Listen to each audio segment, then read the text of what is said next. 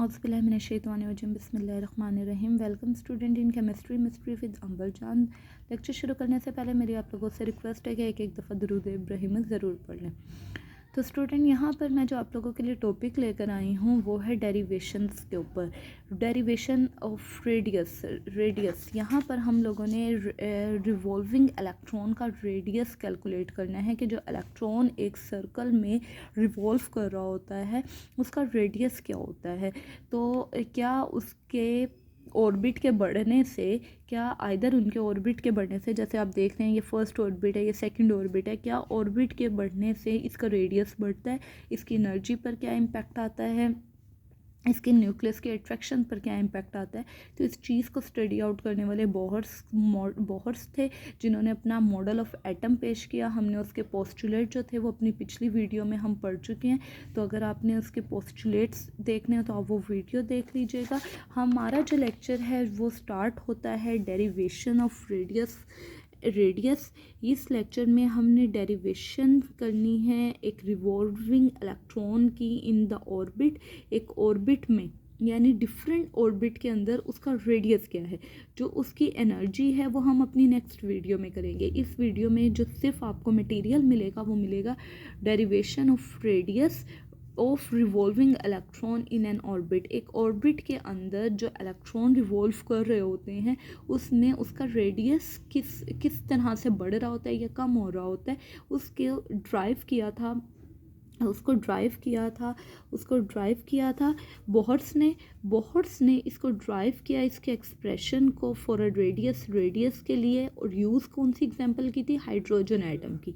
उन्होंने कंसीडर किया कि हमारे पास एक एटम है जो कि एक एटम है और उसके बाहर एक इलेक्ट्रॉन है जिसके ऊपर चार्ज हमने ई से डिनोट किया हुआ है। चार्ज मैं आपको यहाँ पे बता रही हूँ, मैंने ई से डिनोट किया और ये मैंने इलेक्ट्रॉन लिखा हुआ है, ठीक है। हमने क्या कंसीडर किया कि हमारे पास एक एटम है और उसके बाहर, उसके न्यूक्लियस के बाहर एक इलेक्ट्रॉन है। उसके न्यूक्लियस के बाहर एक इलेक्ट्रॉन है जिसके ऊपर चार्ज ई है, वो रिवॉल्व कर रहा है उसके न्यूक्लियस के गिर्द रिवॉल्व कर रहा है, ठीक है। और उसका जो चार्ज है, हैविंग अ चार्ज, वो क्या है, Ze+ है। जो इलेक्ट्रॉन के ऊपर चार्ज है उसको मैंने सिंपल ई से शो किया, जबकि जो न्यूक्लियस के ऊपर चार्ज है उसको Ze+ से शो किया है। दोबारा से बता रही हूँ कि हमने एग्जांपल लिया हाइड्रोजन एटम की, जिसमें हमने कहा कि हमारा जो आप देख सकते हैं जो न्यूक्लियस है उसको मैंने Ze+ से शो किया है, जबकि हमारा जो इलेक्ट्रॉन का चार्ज है उसको मैंने सिंपल ई से रिप्रेजेंट किया है, सिंपल ई से। तो यहाँ पर हम देख रहे हैं कि हमारे इस पॉजिटिव चार्ज के गिर्द इलेक्ट्रॉन मूव कर रहा है विद अ प्रॉपर मैस, उसका कोई मैस है। आप लोगों ने, जब आप लोग छोटे होंगे उस वक्त आप लोग अक्सर एक गेम खेलते हैं या आप लोगों ने सर्कस में देखा होगा कि एक पत्थर को एक रस्सी के साथ बांधा जाता है और उसको गोल गोल मूव करवाया जाता है। आप लोगों ने ये बात फिज़िक्स में भी पढ़ी हुई है। कभी आप लोगों ने ये सोचा है कि वो पत्थर जो है वो हमेशा एक सर्कल में क्यों मूव कर रहा होता है? वो कभी ना उस इंसान के ऊपर गिर रहा होता है ना सर्कल से बाहर गिर रहा होता है, बल्कि वो एक प्रॉपर एक सर्कल बना रहा होता है, एक दायरा बना रहा होता है। आप लोगों ने देखा होगा प्रॉपर वो एक सर्कल बनाया होता है आदमी ने, और यहाँ पर वो आदमी खड़ा हुआ है, ठीक है। उसने एक रस्सी पकड़ी हुई है और वो उस रस्सी को घुमा रहा है। आप देख सकते हैं उस रस्सी को घुमा रहा है और घुमा के एक दायरा बन रहा होता है। वो दायरा क्यों बन रहा होता है, आप लोगों ने फिज़िक्स में बहुत गौर से पढ़ा होगा, बहुत डेप्थ में पढ़ा होगा कि उसकी वजह जो होती है वो सेंट्रीपिटल फोर्स होती है जो कि उस पत्थर को मजबूर कर देती है एक दायरे में घूमने पर। जैसे आप लोगों ने मौत के कुएं में देखा कि मौत के कुएं में लोग जो होते हैं डेथ वेल में लोग क्या करते हैं, बाइक राइडिंग कर रहे होते हैं, सर्कुलर मूव कर रहे होते हैं, लेकिन वो उस कुएं के अंदर गिरते नहीं हैं। तो उसके पीछे वजह क्या थी, सेंट्रीपिटल फोर्स। फिर आप लोगों को एक एग्जांपल दी जाती है मशीन की, कि कपड़े उस मशीन में गोल गोल मूव कर रहे होते हैं। तो उसकी भी रीज़न क्या होती है, वो सेंट्रीपिटल फोर्स होती है जो कि इक्वल होती है mv²/r के, mass into velocity divided by radius. तो आप यहाँ पे देख रहे हैं कि हमारा न्यूक्लियस भी कुछ, हमारे इलेक्ट्रॉन भी कुछ न्यूक्लियस के गिर्द ऐसे ही मूव कर रहे होते हैं कि ये हमारा न्यूक्लियस, ये हमारा इलेक्ट्रॉन एक सर्कल में मूव कर रहा है लेकिन रदरफोर्ड ने, आपको याद होगा, उसने कहा था कि वो इससे अट्रैक्ट होते होते इसके अंदर गिर जाएगा। लेकिन जब बोहर ने इसके इलेक्ट्रॉन की मूवमेंट देखी तो वो इसके अंदर ना गिरा। उसके ना गिरने की वजह क्या थी? क्योंकि फोर्स ऑफ अट्रैक्शन जो थी ना इन दोनों की, वो बैलेंस हो रही थी बाय सेंट्रीपिटल फोर्स। यानी आप कह सकते हैं कि जो फोर्स ऑफ अट्रैक्शन है बिटवीन न्यूक्लियस एंड इलेक्ट्रॉन, जो न्यूक्लियस और इलेक्ट्रॉन के दरमियान फोर्स ऑफ अट्रैक्शन है, वो बैलेंस कौन कर रही थी? आपकी सेंट्रीपिटल फोर्स। सेंट्रीपिटल फोर्स ने उसको बैलेंस किया हुआ था। तो जो फोर्स ऑफ अट्रैक्शन है वो किसके इक्वल है? ये प्रॉपर कैलकुलेटेड वैल्यू है जो कि डायरेक्ट लिख दी गई है, Z⁻²। यहाँ पर Z आपको पता है, Z⁻² 4πE⁻R²। ये क्या टर्म्स हैं मैं आपको आगे जाके बताऊंगी।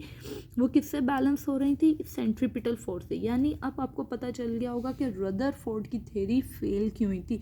उसके फेल होने के पीछे रीज़न ही क्या थी कि रदरफोर्ड ने कह दिया था कि इलेक्ट्रॉन जो है वो मूव ज़रूर करता है, लेकिन वो इस चार्ज की, इस पॉजिटिव न्यूक्लियस की अट्रैक्शन की वजह से इसमें गिर जाएगा। लेकिन बोहर ने बताया कि वो गिरता नहीं है, वो अपने ऑर्बिट में ही मूव करता रहता है, और मूव करता रहता है एक सर्कुलर मोशन में। उसकी रीज़न ये थी कि उसकी जो फोर्स ऑफ अट्रैक्शन बन रही है वो इक्वलाइज हो रही है सेंट्रीपिटल फोर्स के। सेंट्रीपिटल फोर्स एक नेचुरल फोर्स है। जब भी कोई चीज़ सर्कुलर में मूव करने लगती है तो ये सेंट्रीपिटल फोर्स वहाँ पर क्रिएट हो जाती है, वहाँ पर बन जाती है। तो वहाँ पर ये सेंट्रीपिटल फोर्स क्रिएट हो जाती है। तो इस सेंट्रीपिटल फोर्स को आगे रीड आउट करने के लिए, आगे अगर आप लोग देखें तो फिर अकॉर्डिंग टू कूलम्स ने इस बात को हमें बताया कि जो ये electrostatic force of attraction generate हो रही है ये किसकी इक्वल आ रही है? ये फोर्स ऑफ अट्रैक्शन किसके दरमियान है? ये दरमियान है बिटवीन न्यूक्लियस एंड इलेक्ट्रॉन। यही जो मैंने अभी आपको बताया कि इस पॉजिटिव और इस इलेक्ट्रॉन के दरमियान है ये फोर्स ऑफ अट्रैक्शन। तो इस फोर्स ऑफ अट्रैक्शन में आप देख रहे हैं Ze+, मैंने आपको बताया था ये Ze+, मैंने न्यूक्लियस को कहा हुआ है, तो यहाँ पे Ze+ आ गया, और E- जो है हमारा इलेक्ट्रॉन का चार्ज है 4πE⁻R²। ये प्रॉपर कैलकुलेटेड वैल्यू है, डायरेक्ट लिख दी गई है। तो ये E और E आपस में मल्टीप्लाई होकर Ze² बन के 4πE⁻R²। अच्छा जी, अब आप लोग कह रही होंगी हमें Z का भी पता चल गया, ये था न्यूक्लियस के ऊपर जो पॉजिटिव चार्ज उसको डिनोट किया जा रहा है। E हमें पता चल रहा है चार्जेस हैं, 4 एक कांस्टेंट वैल्यू है, पाई हमें पता है इसकी वैल्यू 3.14 होती है। R यहाँ पर रेडियस है, जो वो रेडियस बना रहा है, ठीक है ना, जो वो सर्कल बना रहा है वो रेडियस है।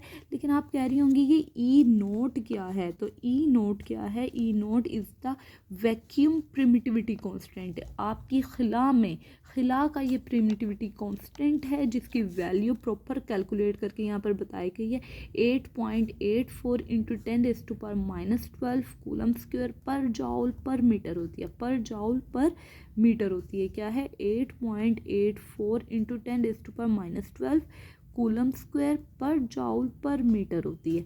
तो ये जो फोर्स ऑफ अट्रैक्शन है ये बैलेंस की जाती है किससे? Centripetal force. यहाँ पे मैंने आपको यही बात बताई कि आपकी इस इलेक्ट्रॉन की जो फोर्स है वो इस पॉजिटिव चार्ज के साथ है, और उसको बैलेंस कौन कर रही है? आपकी सेंट्रीपिटल फोर्स। ये बात आपने याद रखनी है कि जब भी कोई सर्कुलर मूवमेंट में होगी तो उनमें सर्कुलर मूवमेंट में ये ऑटोमेटिकली जनरेट हो जाएगी आपकी सेंट्रीपिटल फोर्स। यहाँ पे ये जनरेट हो जाएगी। तो हमने यहाँ पे force of attraction centripetal force यहाँ लिख दी mv²/r, और ये क्या आ गया आपका Ze² 4πE⁻R²। यहाँ पर आप देख रही हैं आपका ये R जो है इस R² से कैंसिल हो रहा है। यहाँ पर आपके 2 R थे, एक R इस एक R से कट गया, पीछे आपके पास क्या आ गया? mv² Ze² 4E⁻R आ गया, क्योंकि बोहर का मेन पर्पस था रेडियस को ड्राइव करना। ये देखा जाए कि रिवॉल्विंग इलेक्ट्रॉन जो डिफरेंट ऑर्बिट में मूव कर रहे हैं उनके रेडियस पर क्या इम्पैक्ट आ रहा है। तो यहाँ पर हमने रेडियस की वैल्यू निकालने के लिए हम R इधर ले गए और mv² इसकी जगह पर ले आए। तो हमारे पास रेडियस क्या आ गया? रेडियस आ गया Ze² 4πE⁻mv² के इक्वल। रेडियस किसके इक्वल आ गया? Ze² 4πE⁻mv² के इक्वल आ गया। तो अकॉर्डिंग टू दिस हमारा जो R है, अगर मैं इन सब को क्या कर दूँ, कांस्टेंट कर दूँ, इन सबको सपोज कांस्टेंट कर दूँ। मैं कह देती हूँ मुझे z की वैल्यू भी पता है, मुझे चार्जेस की भी पता है, पाई की भी, ई नोट की भी और m की भी पता है, मैंने इन्हें कांस्टेंट कर दिया। तो आप देख रहे हैं कि आपका जो r है वो इन्वर्स रिलेशन है, रेसिप्रोकल है to the velocity of square के, यानी जितना ज़्यादा रेडियस होगा उसकी वेलोसिटी ऑफ इलेक्ट्रॉन इतनी ही कम होगी। जैसे कि आप यहाँ पे देख सकती हैं कि ये मैंने बनाया है एक पॉजिटिव चार्ज, एक पॉजिटिव चार्ज जो कि आपको पता है डेट इज़ अवर न्यूक्लियस, ये हमारा न्यूक्लियस है, ये ऑर्बिट नंबर 1 है, ये ऑर्बिट नंबर 2 है, ये ऑर्बिट नंबर 3 है। तो जो इलेक्ट्रॉन ऑर्बिट नंबर 1 में है उसका रेडियस आप लोगों को पता है कि वो स्मॉल है, उसका रेडियस क्या है, छोटा है। उसका जितना छोटा रेडियस होगा उसका इलेक्ट्रॉन वहाँ पर उतनी ही तेज़ी के साथ मूव कर रहा होगा। अब आप मूव करें ऑर्बिट नंबर 2 में, ऑर्बिट नंबर 2 का जो रेडियस है as compare to orbit number 1 वो बड़ा है। तो जैसे जैसे रेडियस बड़ा होगा आपके इलेक्ट्रॉन की जो मूवमेंट है उसके सराउंडिंग में उसकी गिल्ड वो स्लो होती जाएगी। As radius of orbit increase the velocity of revolving electron get decrease. यानी आपसे कोई सवाल पूछे कि मुझे ये बताएं कि इलेक्ट्रॉन थर्ड ऑर्बिट में उसकी वेलोसिटी ज़्यादा होती है या फर्स्ट ऑर्बिट में इलेक्ट्रॉन की वेलोसिटी ज़्यादा होती है, जबकि वहाँ तो फोर्स ऑफ अट्रैक्शन भी स्ट्रॉन्ग है। तो आप कह सकती हैं कि हमेशा अकॉर्डिंग टू बोहर्स डेरिवेशन आपका जो रेडियस है वो रेसिप्रोकल है वेलोसिटी के। जैसे जैसे आपका इलेक्ट्रॉन न्यूक्लियस के करीब होगा उसकी फोर्स ऑफ अट्रैक्शन ज़्यादा होगी, उसकी इलेक्ट्रोस्टैटिक फोर्स ऑफ अट्रैक्शन ज़्यादा होगी और उसके ज़्यादा होने की वजह से उसकी वेलोसिटी ज़्यादा होगी। जैसे जैसे रेडियस बड़ा होता जाएगा आपका इलेक्ट्रॉन आपके न्यूक्लियस से दूर होता जाएगा, फोर्स ऑफ अट्रैक्शन वीक होती जाएगी। ये सेम वही हिसाब है जब हम क्लास में डायरेक्टली बैठे होते थे तो टीचर आपके करीब होता था, आप जल्दी जल्दी काम कर रही होती थी, ठीक है, आप दाएं बाएं कहीं नहीं देख रही होती। आप इस डिस्टेंस स्टडी में, अब मुझे नहीं पता आप लोग पढ़ रही हैं या नहीं पढ़ रही हैं, आप लोग मेरा लेक्चर ध्यान से सुन रही हैं या नहीं सुन रही। जैसे जैसे आप में और मेरे में फोर्स ऑफ अट्रैक्शन वीक है, इस वक्त हमें फोर्स ऑफ अट्रैक्शन बहुत वीक है, तो आप लोगों की जो मूवमेंट है स्टडी की वो उसी तरह स्लो हुई है। इसी तरह तो हमें पता चला अगर स्मॉलर रेडियस होगा उसकी वेलोसिटी ग्रेटर होगी, उसकी ग्रेटर होने की वेलोसिटी क्या है, उसकी रीज़न है strong electrostatic force of attraction है। तो according to Bohr's fourth postulate, Bohr का आप लोगों का फोर्थ पोस्टुलेट याद होगा जिसमें वो कहता है कि एंगुलर मोमेंटम जो है MVR वो किसके इक्वल है, इंटीग्रल फैक्टर के, जो कि हमने क्या कहा था NH/2 है। तो यहाँ से अगर हम वेलोसिटी की वैल्यू निकाल लें, v की वैल्यू निकाल लें तो NH/2 तो यूँ ही रहेगा और ये MR यहाँ आके मल्टीप्लाई हो जाएंगे। और इसका अगर हम स्क्वायर रूट ले लें तो स्क्वायर रूट लेने के बाद हमारे पास जो वैल्यू आ जाती है वो वैल्यू क्या आ जाती है, वो आ जाती है आफ्टर टेकिंग स्क्वायर रूट, तो हमारे पास वैल्यू आ जाती है v² किसके इक्वल हो जाएगा, n² h² 4π² m² r² के। अब इस v² की वैल्यू अगर आप लोगों को याद हो कि हम लोगों ने पीछे अपना रेडियस निकाला था, r निकाला था, जो कि इक्वल था z² 4πe0 mv² के, जिसको मैंने इक्वेशन b कह दिया। अगर हम इस v² की जगह ये वाली वैल्यू पुट अप कर दें, ज़रा ध्यान से देखिएगा, मैंने यहाँ पर ये पूरी फैक्टर वैसे ही लिखा है, बस v² की जगह ये वैल्यू पुट अप कर दी है, n² h² 4π² m² और r² पुट कर दिया। अब ज़रा ध्यान से देखिएगा ये मल्टीप्लाई हो रहे हैं तो मैंने इनको एक ही साथ लिख दिया था। अब अगले स्टेप में इनमें कटिंग हो रही है, 4 की 4 से, पाई की पाई से कटिंग हो रही है, ये एक m इस एक m से कैंसिल हो रहा है, तो पीछे रिमेनिंग चीज़ें हमारे पास क्या बच रही हैं। अगर आप यहाँ पर आ जाएँ z² एज इट इज़ था, यहाँ पर हमारे पास E0 बचा, n² बचा और h² बचा, और नीचे क्या क्या चीज़ें बची, पाई बचा, m बचा और r², पाई m r²। तो यहाँ पर जो ये डिवीजन में टर्म है ये ऊपर जाके मल्टीप्लाई हो जाएगी, जो कि मैंने कर दी है पाई m r²। तो आप यहाँ पे देख रहे हैं ये एक r इस एक r से कैंसिल हो रहा है और पीछे क्या रह जाएगा, 1 रह जाएगा, जो कि मैंने यहाँ लिख दिया 1 = z² पाई m r, और नीचे क्या आ जाएगा E0 n² h²। ये यहाँ डिवाइड हो रहा है 1 के साथ जाके मल्टीप्लाई हो जाएगा, तो ये टर्म बन जाएगी। यहाँ से हमने अपने रेडियस की वैल्यू निकालनी है। तो ये जो पूरा फैक्टर है ये यहाँ पर आर के साथ मल्टीप्लाई हो रहा है, तो नीचे आके क्या हो जाएगा, डिवाइड हो जाएगा। तो स्टूडेंट यहाँ पर हमें पता चल रहा है अपने हाइड्रोजन एटम, क्योंकि हमारा हाइड्रोजन एटम 1 है तो उस पर चार्ज जो Z है वो इक्वल टू 1 है। तो यहाँ पर अगर हम Z की वैल्यू पुट कर दें 1, तो हमारे पास R क्या आ गया, E² N² H² over E² पाई एम आ गया। तो यहाँ पर अगर हम रेडियस की वैल्यू निकालें, अगर मैं कह दूँ कि सपोज ये जो तमाम फैक्टर है डेट इज़ माई कांस्टेंट, ये मेरा कांस्टेंट है, इसे मैंने कांस्टेंट कंसीडर, तो यहाँ पर डायरेक्टली प्रोपोर्शनल टू N² आ गया। तो यहाँ पर हमें पता चल रहा है जैसे जैसे हमारा रेडियस बढ़ रहा है वो किसके डायरेक्टली प्रोपोर्शनल है, to the square root of number of orbit के। जैसे जैसे नंबर ऑफ ऑर्बिट बढ़ते जाएंगे वैसे वैसे हमारा रेडियस भी जो है वो इंक्रीज़ करता जाएगा, वैसे ही वैसे हमारा रेडियस भी क्या करता जाएगा, इंक्रीज़ करता जाएगा। अच्छा जी, इंक्रीज़ करता जाएगा। यहाँ पर बोहर ने ये प्रिमिटिविटी कांस्टेंट, प्लांक्स कांस्टेंट, पाई एम और ई की वैल्यू लगा के उसने वैल्यू कैलकुलेट की, और कैलकुलेटेड वैल्यू हमारे पास क्या आई, 0.529 आर्मस्ट्रॉन्ग आ गई। 0.529 आर्मस्ट्रॉन्ग आ गई, जो हमने इसकी जगह पुटअप कर दी। ये आपका आर आ गया, इक्वल आ गया 0.529 आर्मस्ट्रॉन्ग, और ये आपका N² आ गया।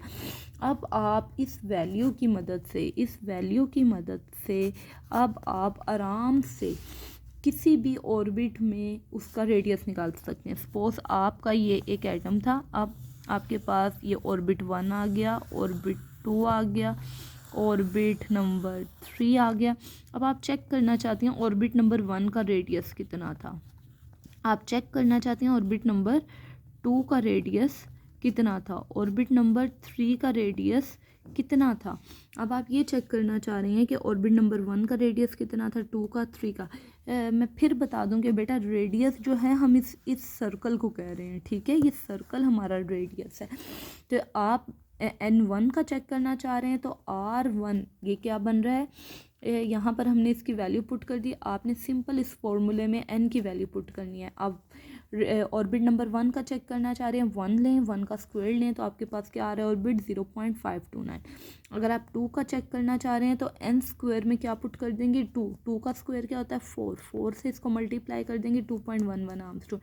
आप देख रहे हैं कि आपका फर्स्ट ऑर्बिट का रेडियस था 0.5, जबकि आपके सेकंड ऑर्बिट का रेडियस था 2.1, डबल, 2 टाइम बढ़ा है, 2 टाइम इंक्रीज हुआ है।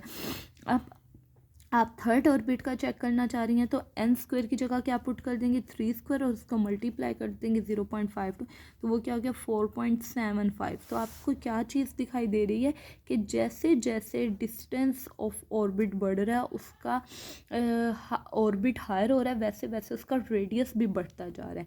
और एक और बड़ी मज़े की चीज़ हम देख रहे हैं कि अगर हम डिफरेंस लें, R2 माइनस R1 करके देखें, यानी इस वैल्यू में से इसको माइनस करें तो हमारा है 1.59 का डिफरेंस। अगर हम इस वैल्यू में से इसको माइनस करें तो हमारा है 2.54 का।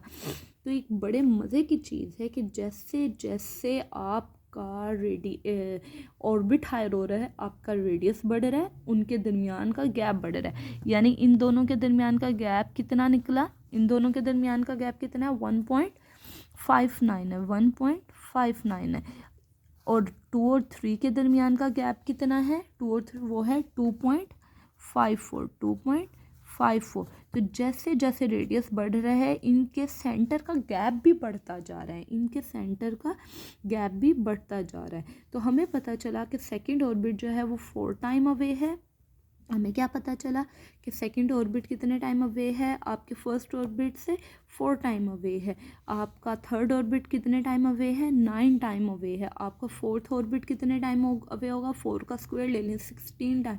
आपका फिफ्थ ऑर्बिट कितने टाइम अवे होगा, 5 का स्क्वायर ले लें, 25 टाइम्स अवे होगा। तो स्टूडेंट आपसे एग्जामिनर ऐसे सवाल कर सकता है कि if our electron is on the 6th orbit, वो छठे ऑर्बिट में है, तो how many time the electron away from the nucleus, वो कितने टाइम अवे है, तो वो कौन से ऑर्बिट पर था, छठे ऑर्बिट पर था, तो 6 का स्क्वायर ले लें, 6 का स्क्वायर क्या होता है, 6 × 6 36, तो आपने सिंपल कह देता है कि electron is 36 time away from the nucleus. अगर एग्जामिनर आपसे कहे how many time the nucleus away if the electron is present on the 10 orbit, अगर आपका ऑर्बिट इलेक्ट्रॉन 10th ऑर्बिट पर है तो आपका इलेक्ट्रॉन आपके न्यूक्लियस से कितने टाइम अवे है, तो जल्दी से आपने 10 का स्क्वायर ले लेना है, तो 10 का स्क्वायर क्या है, 100 होता है, तो आप कह देंगे electron is 100 times away from the nucleus.